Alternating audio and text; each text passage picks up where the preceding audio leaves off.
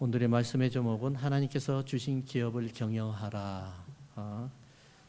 첫 번째 말씀은 나와 함께할 사람이 누구인가 이 말씀입니다.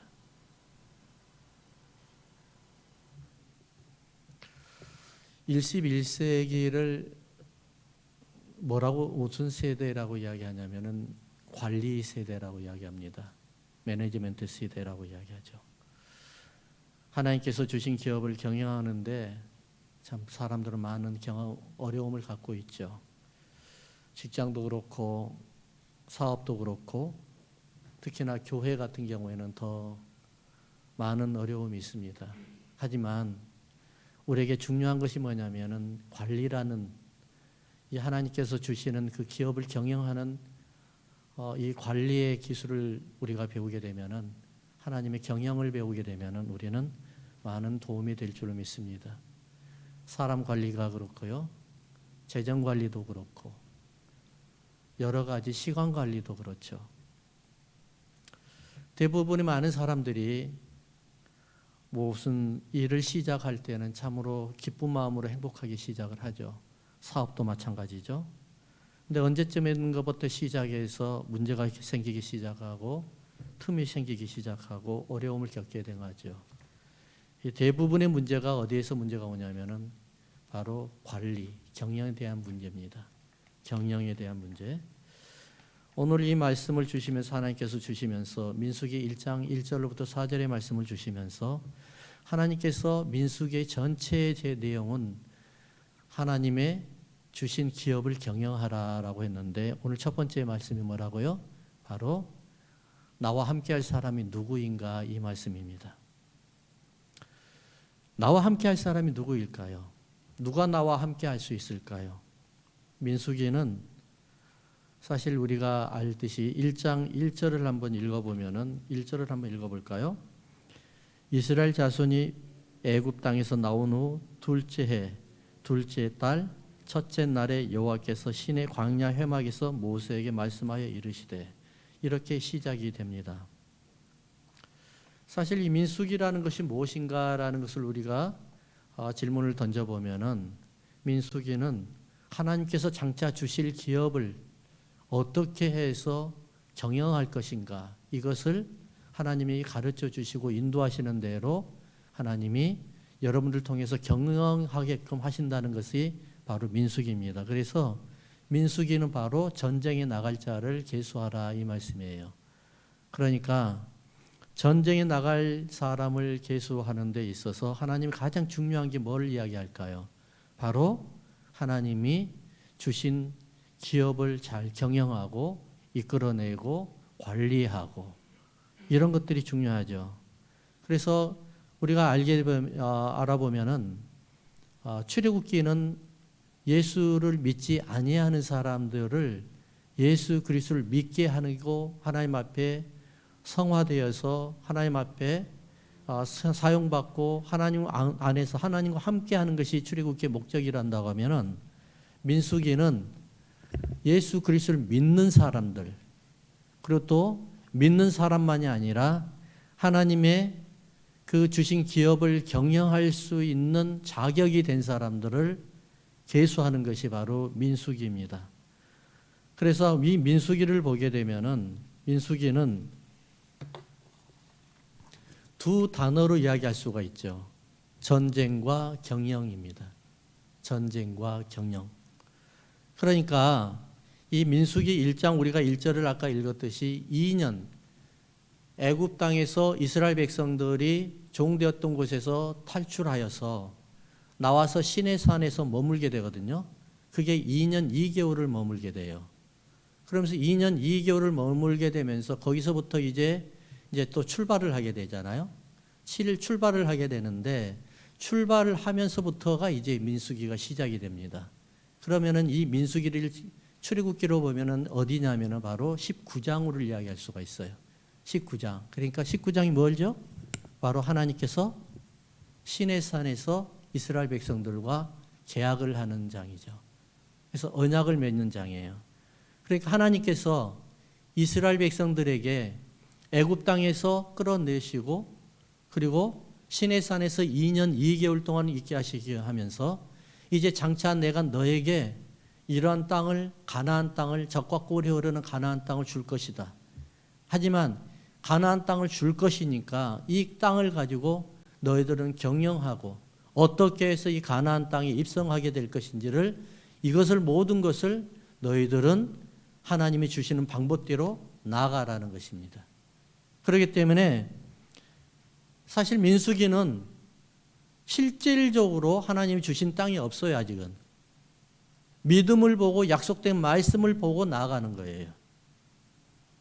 그렇기 때문에 우리에게 중요한 것이 있어요. 하나님께서 이러한 땅을, 약속의 땅이잖아요. 우리는 다 준 걸 가지고 경영하라고 그러면 누가 못하겠어요. 하지만은 하나님께서 지금 실질적으로 주지 아니한 하나님의 약속의 땅을 주실 것이라는 약속의 말씀을 믿고 나아가기 위해서는 이러한 사람들을 뽑아야 되는데, 그 사람이 바로 어떤 사람이에요? 바로 너와 함께 할 사람이다. 나와 함께 할 사람, 하나님이 함께 할 사람, 이런 사람이라고 이야기하는 거예요. 우리가 한번 읽어볼까요? 민수기서 1장 2절을 한번 읽어봅시다. 2절. 너희는 이스라엘 자손의 모든 회중 각 남자의 수를 그들의 뭘까요? 종족과 조상의 가문에 따라 그 명수대로 계수할지어다. 종족과 조상의 가문이라고 이야기하죠. 자, 이 말은 무슨 말을 이야기할까 하면 따라 하십시다. 내 편에 서서 나를 지지해 주는 사람. 이게 종족과 가문, 가족이라는 거예요. 가족. 크게 보면은 종족과 가문이라고 이야기를 하는데, 좁게 보면은 내 가족이에요. 한마디로 하나님의 편에 선 사람을 이야기하는 거예요. 무엇을 하든지 간에 하나님께서 하시는 것은 옳습니다. 어떠한 상황에서도 하나님께서 하시는 것은 옳습니다. 하나님을 지지합니다. 하나님께 순종합니다. 하나님 앞에 그 말씀대로 나가기를 소원합니다. 라고 이렇게 따르는 사람이 바로 하나님의 기업을 경영할 첫 번째라는 거예요. 레위 자손들을 하나님께서 선택해 주셨죠. 왜 레위 자손을 선택해 주셨을까요? 제사장을 섬기라는 것이잖아요. 제사장을 섬기기 위해서는 왜 레위 자손이 필요할까요? 제사장을 섬기기 위해서 레위 자손에서 가장 필요한 게 뭘까요? 바로 순종이라는 것이죠. 하나님의 사람이라는 거지. 무슨 상황이든 어떤 상황이든 어떤 환경이든 레위 자손은 제사장의 편에 서서 그들과 함께 지지를 하고 그들을 후원하는 사람, 이런 사람이 레위 자손들이죠. 사람들이 이렇게 말하잖아요. 어려움을 겪고 난 다음에 가족밖에 없더라 라고 이야기를 해요. 가족밖에 없더라. 맞나요? 네. 그럼 민수기 이치가 바로 제가 말씀드렸죠. 민수기는 아직 하나님이 주신 기업이 없습니다. 약속의 말씀을 가지고 하나님께서 이러한 땅을 주실 것인데, 너희들은 이러한 땅을 하기 위해서는 전쟁에 나가야 될 사람, 그리고 또 전쟁에 승리하고 이것을 경영할 사람을 빨리 선택하라는 거예요. 계수하라는 거예요. 그래서 이 계수하기 전에 하나님께서 이 사람들을 다 이제 20세 이상자, 가족, 두목, 그 다음에 이런 저런 사람들을 다 조건을 붙여가지고 거기에서 다 계수를 했어요. 그러고 난 다음에 하나님께서 이 사람들과 어떻게 했어요? 언약을 맺습니다. 그게 바로 시내산 언약이에요. 요한복음 8장을 보니까 가늠하다 현장에서 서기관들과 바리새인들에게 들켜서 잡혀온 여인이 있어요. 물론 서기관들과 바리새인들은 예수님을 시험하기 위해서 그 여인을 데리고 왔죠. 당시의 법으로서는 가늠하다 현장에서 잡히면 돌로 쳐 죽임을 당하죠. 예수님께 물어봅니다. 이 사람이 가늠하다 현장에서 잡혔습니다. 이 여인을 어떻게 할까요? 했을 때 우리는 너무 잘 알잖아요. 예수님께서 뭐라고 말씀하세요? 너희 중에 죄 없는 자가 먼저 돌로 치라 라고 이야기를 해요. 그러다 보니까는 이 여인의 옆에서 한 사람 한 사람 떠나가기 시작을 하죠. 다 물러갔습니다. 다 떠나갔습니다. 오직 한 사람 그 여인의 곁에 서 있었습니다. 누구일까요? 예수님이죠. 모든 사람은 다 떠나갔는데 예수님 한 분 남았어요. 그리고 그 여인에게 뭐라고 이야기하냐면 다시는 죄 짓지 말고 다시는 죄 짓지 말고 하나님의 계명 안에서 잘 신앙생활 잘하면서 살라고 보냅니다. 예수님이 그 여인이 죄가 있는 것을 몰라서 그 여인의 편에 섰을까요? 그렇지 않죠. 너무 잘 알고 있었죠. 그 여인이 아주 돌에 맞아 죽어야 될 그 중한 범죄인 자들도 분명히 예수님이 알고 계셨죠. 그럼에도 불구하고 예수님은 그 여인의 편에 서서 여인을 보호하고 그를 살려줍니다. 이게 바로 가족이라는 겁니다. 예수님이 우리 아버지라는 것입니다. 어떤 죄인이라도 예수님은 심판하지 않습니다. 물론 심판은 나중에 주님이 다시 오실 때 심판자가 되셔서 오시지만 어떤 사람이라도 다 모든 사람은 다 내게 와서 마시라고 하나님께서 예수님께서 말씀하고 계시는 것이죠. 사람은 어려움을 당하게 돼 있어요. 이 세상을 살면서 우리가 어려움을 당하지 않을 수가 없어요.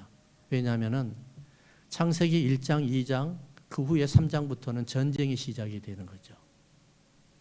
사람은 전쟁 속에 있는 거예요. 전쟁 속에 속해 있는 게 교회라고 전쟁이 없을까요? 가정이라고 없을까요? 사업체라고 없을까요? 어디든지 전쟁 속에 들어가 있는 겁니다. 전쟁이 끝나려고 하면은 요한계시록 21장, 22장을 지나가야 되는 겁니다. 언제일까요? 바로 예수님이 오실 때가 전쟁이 사라지는 거예요.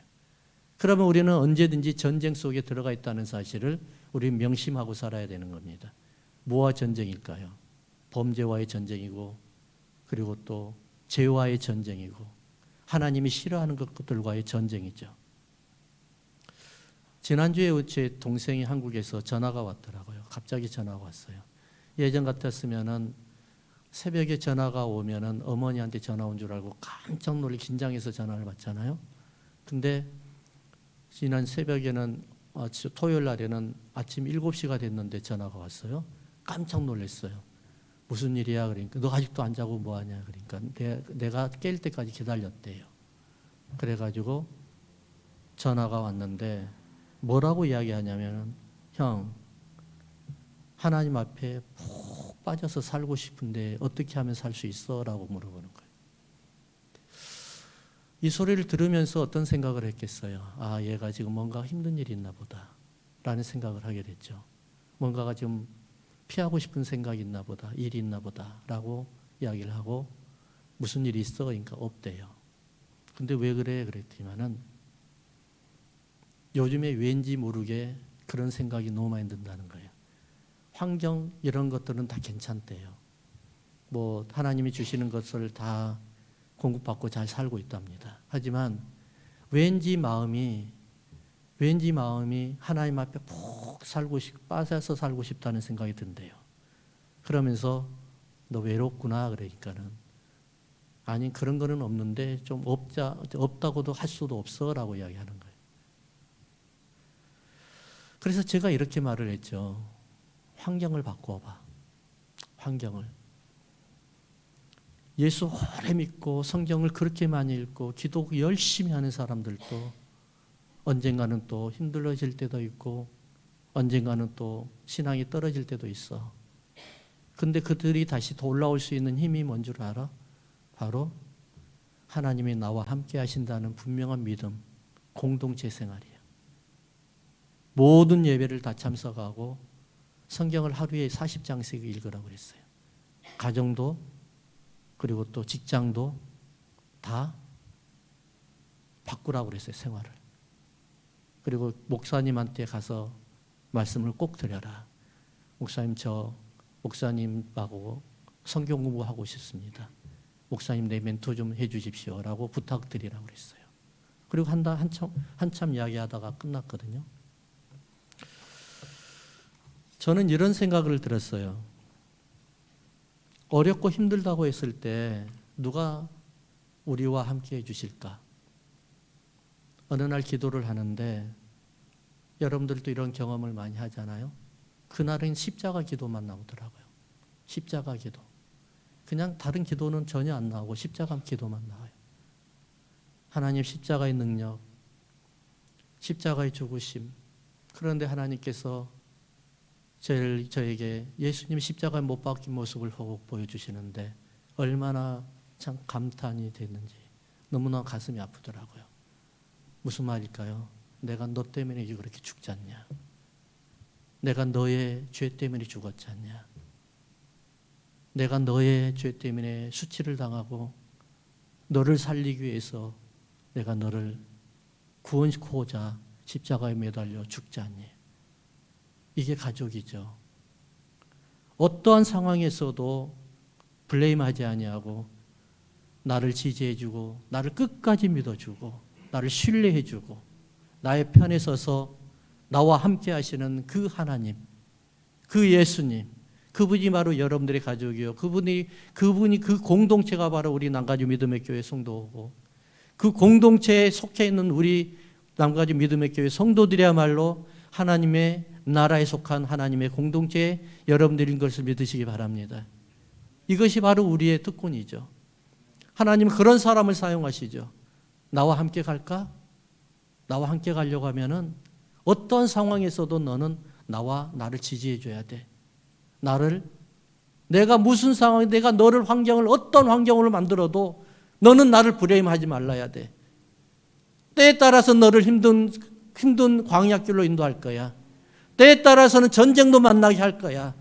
그럼에도 너는 나를 불행하지 말고 내 편에 서서 나를 위해서 싸워주고 나와 함께 해줘야 되는 것이야. 이것이 바로 민수기의 첫 번째 제목이라는 사실입니다.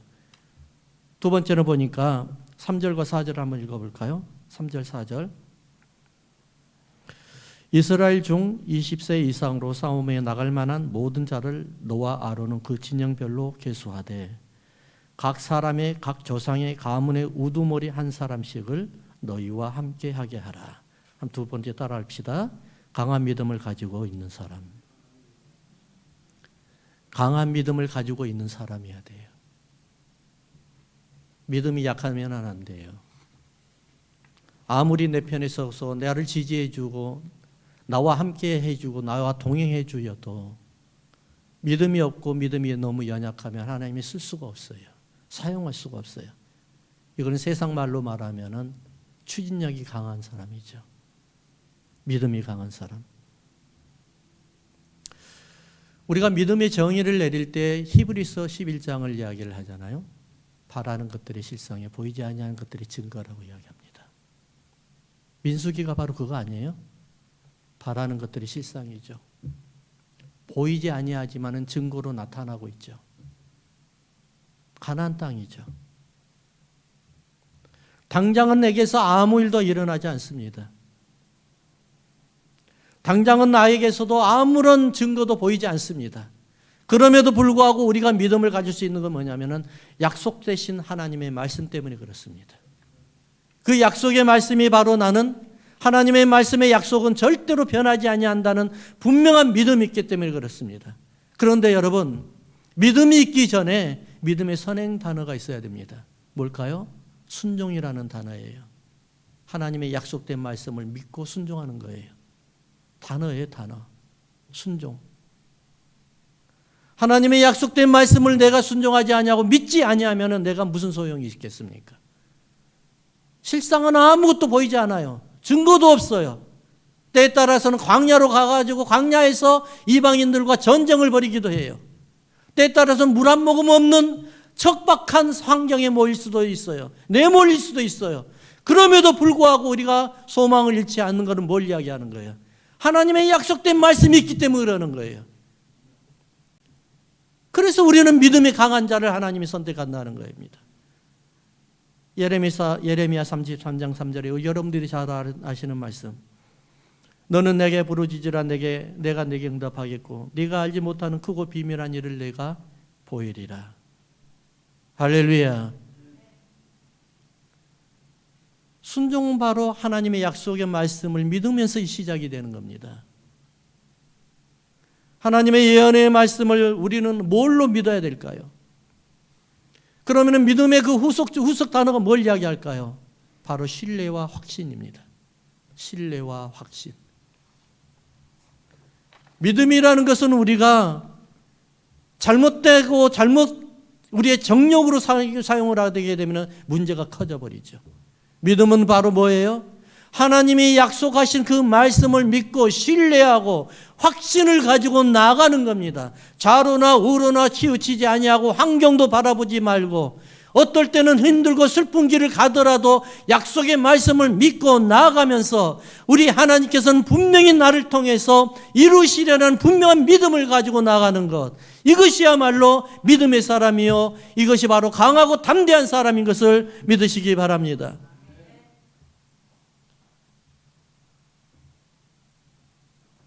우리가 나중에 이제 강해를 하니까 나중에는 말씀드리겠지만은 우리가 너무 잘 아는 내용이 있지 않습니까? 모세가 가나안 땅을 정탐하러 보냅니다. 12지파의 한 사람씩을 불러 모읍니다. 그리고 그 사람들을 가나안 땅으로 정탐을 보내죠.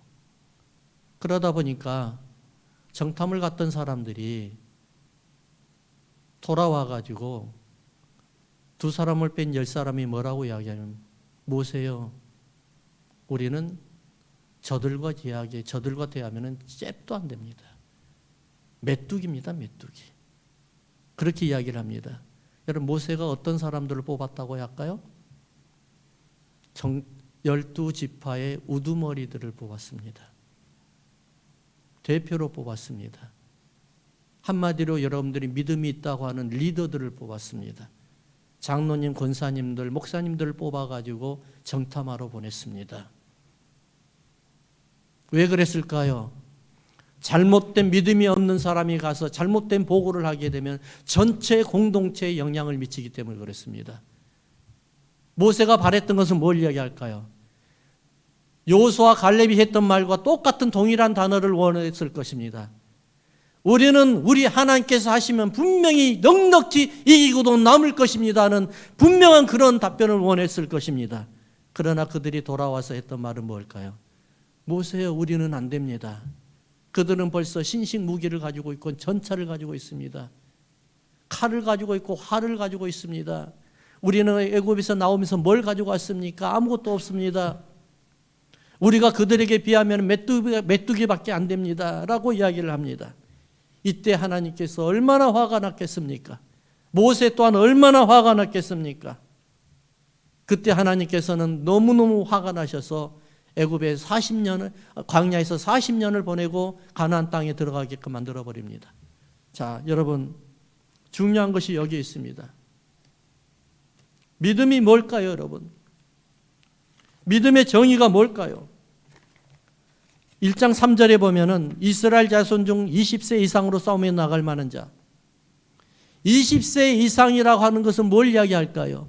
바로 강한 믿음을 가지고 이야기하는 거예요. 뒤를 보지 아니하고 옆을 보지 아니하고 하나님의 약속만 믿고 확신을 가지고 우리가 그 증거를 분명히 있다는 믿음을 가지고 앞으로 나가는 자, 이런 자들이 바로 20세 이상으로 싸움에 나갈 만한 자가 아니겠습니까? 바로 여러분, 출애굽기 13장을 보니까 우리는 애굽 사람들이 애굽에서 나와서 이스라엘 백성들이 얼마나 홍해바다 앞에서 벌벌 떨고 있는 것을 볼 수가 있었습니다. 그들이 능력이 있어서 하나님 앞에 애굽에서 나온 것이 아니라 하나님의 도움을 받아서 애굽에서 나오지 않았습니까? 그런데 홍해바다가 앞을 가리고 있었습니다. 또 원망을 합니다. 그러나 모세는 하나님의 약속의 말씀을 믿고 지팡이를 앞에 던져서 홍해바다가 갈라지게 만들어버립니다. 이러한 모든 것을 바라보고 경험하였던 그런 이스라엘 백성들이, 특히나 우두머리라고 했던 강한 리더십을 가지고 있었던 그런 믿음의 사람들이 가나안 땅에 다녀와서는 엉뚱한 말을 하게 되죠. 저는 이렇게 여러분들에게 말씀하고 싶어요. 약속의 말씀을 믿으시기 바랍니다. 하나님은 살아계셔요. 우리 가운데 분명히 계세요. 하나님의 약속의 말씀은 분명히 이루어집니다. 단 우리가 강한 믿음을 가지고 어떠한 상황에서도 우리 하나님 앞에 하나님을 지지하고 하나님의 말씀은 선하시고 옳습니다. 하나님이 정말로 알파와 오메가이시고 지금도 살아계시고 나와 함께 하시고 어떠한 상황이라도 우리 하나님은 나를 붙들고 하나님의 주신 기업으로 인도하실 줄 믿습니다. 그러한 믿음을 가지고 우리가 오늘 나아갈 때 우리 하나님께서는 분명히 여러분들 통해서 하나님의 영광 받으실 줄로 믿습니다. 할렐루야. 하나님 아버지 은혜를 감사합니다. 오늘 주님 저희들에게 약속의 말씀을 허락하여 주시고 나와 함께 할 자가 누구일까라고 고민하는 하나님의 음성을 듣습니다. 주님이 원하옵게는 우리에게 어떠한 상황에서도 주님과 합한 자가 되게 하여 주시고 주님의 마음을 감동시키는 자들이 되게 하여 주시고 어떤 상황에서도 우리가 벌떡 일어나서 모든 것을 헤쳐나가고 강한 믿음으로 약속의 말씀만 믿고 나가는 저희들 되시도록 주님 은총 내려 주시옵소서. 감사하며 우리 주님 예수 그리스도의 이름으로 기도하옵나이다. 아멘.